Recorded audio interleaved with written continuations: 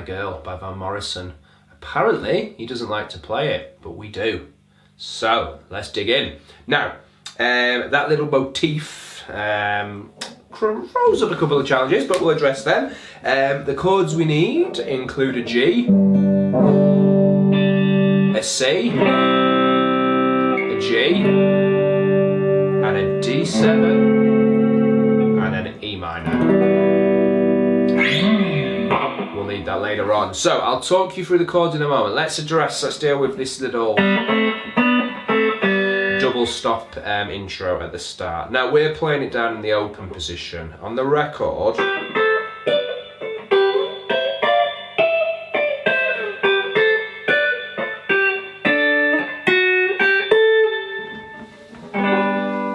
it's played up there. We're not going to play up there, and there's a specific reason for that, and that is that lots of the guitarists that I teach have guitars with no cutaway.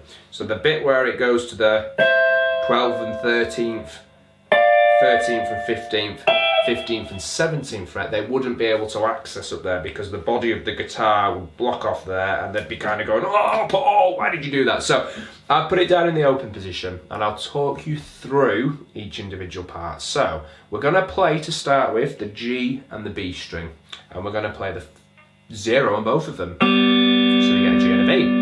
Then we're going to play the 2nd fret of the G and the 1st fret of the B. So we play them simultaneously, and we get so far. And then we're going to play the 3rd fret on the B and the 4th fret on the G.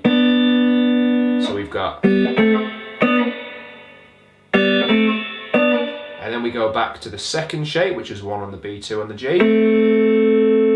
So now it's... And we finish where we started with 0 on the G, 0 on the B. I'll play that again. Okay, now I'm using my 1st finger to fret the notes on the B and 2nd to fret the notes on the G. What am I doing with my picking hand, you may be wondering? Well, then I was using my fingers. I could use my 1st finger and 2nd finger, with my 1st finger on the G, 2nd finger on the B, and use that motion, pinching it in towards my palm. My 1st finger's slightly further towards the neck than my 2nd finger, you'll see there.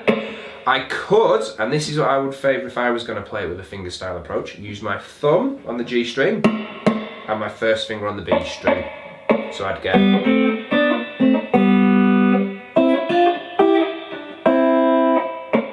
that motion. And again, the digit that's kind of further towards my head when I'm in sort of playing position is going to be nearer the neck too, rather than having them at the same point along the length of the string where they might bash into each other, or certainly maybe take an approach which kind of reduces the volume and attack. I just bring my thumb a little bit closer to the neck and I pinch.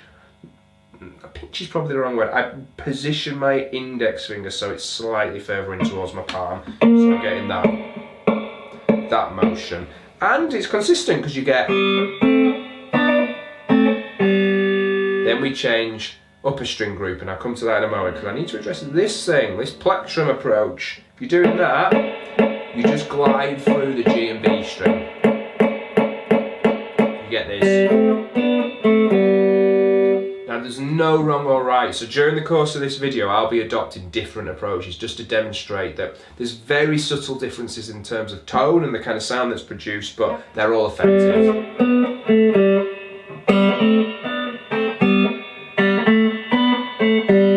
If I skip between one or the other, I don't know if you noticed that when I first played with my thumb and index finger, it was a little bit pronounced, the first one compared to the plectrum. Do whatever feels most comfortable. Do investigate the options.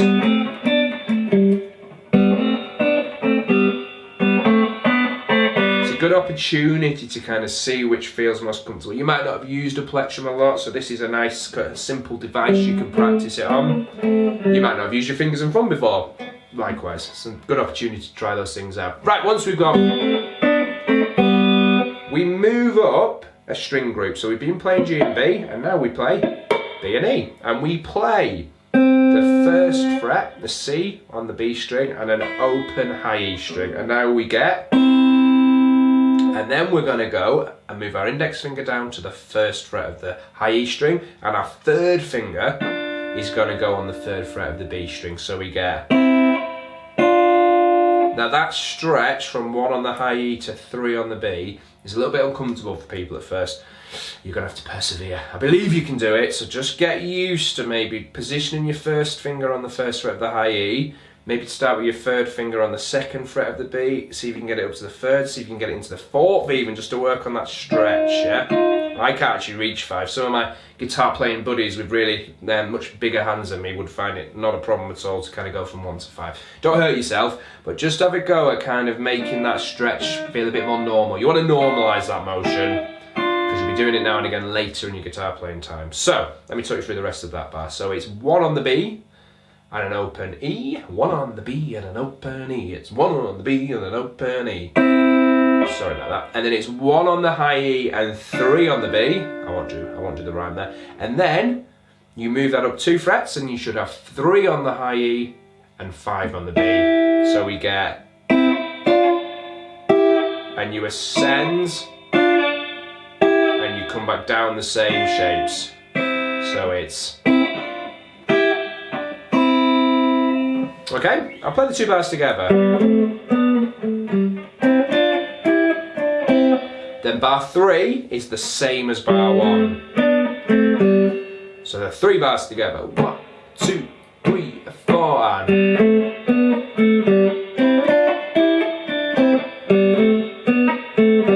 Okay, now we've got the the last bar of the phrase, and it goes like this, it sounds like this. And you play the fret 2 on the G and an open D, and then the 4 on the D on its own, so it's the first time you don't have a double stop.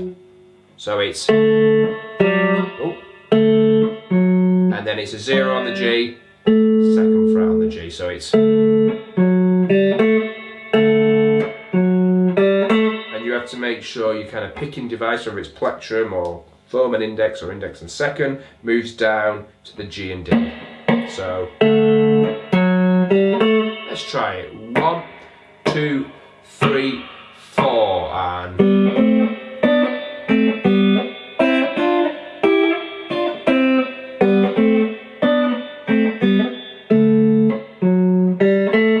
It's and repeats, people.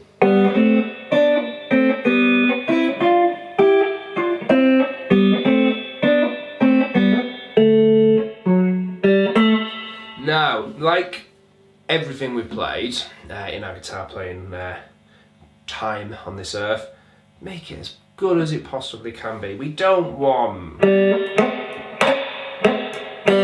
Don't let yourself think that that's kind of as good as it can be. With a small amount of attention to it, you can really clean up the notes that you're fretting. Aim for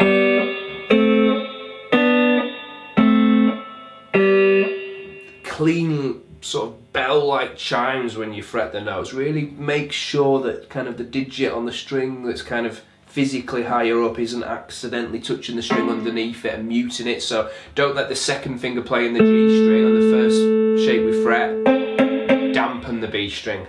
You're better than that. I believe in you. So little details like pushing those knuckles out so the fingers are coming round with more of a tippy approach than just the pads draped across them will really help. Those details, yeah? Okay. I'll play it once more, a bit more towards tempo. 1, 2.